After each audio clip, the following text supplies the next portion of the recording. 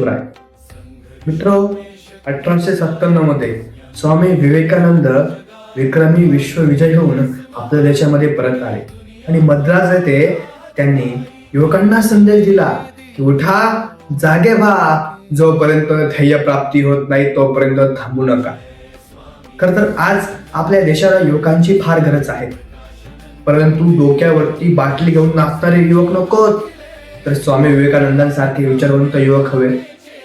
16व्या वर्षी हिंदवी स्वराज्याची शपथ घेणारे शिवाजी महाराजांसारखे ध्येयवेडे तरुण हवे. परिश्रम, त्याग आणि राष्ट्रप्रेम याने उत्तमलेले युवक हेच आपल्या देशाचं भवितव्य आहे. आज 12 जानेवारी म्हणजे स्वामी विवेकानंदांची जयंती आणि राष्ट्रीय युवा दिन आपण दरवर्षी साजरा करतो. खरं तर मला असं वाटतं की आपल्या देशामध्ये तेजस्वी, तपस्वी आणि तत्पर आणि ध्येयाने उत्तमलेले तरुण घडले पाहिजे आणि आपल्या राष्ट्राला गौरवशाली राष्ट्र बनवले पाहिजे. हेच स्वामी विवेकानंदांना सुद्धा अपेक्षित असेल असं मला वाटतं. आज 12 जानेवारी निमित्त विश्वबंधू युगपुरुष स्वामी विवेकानंदांना जयंती निमित्त विनम्र अभिवादन. जय जिजाऊ, जय शिवराय, जय शंभूराज.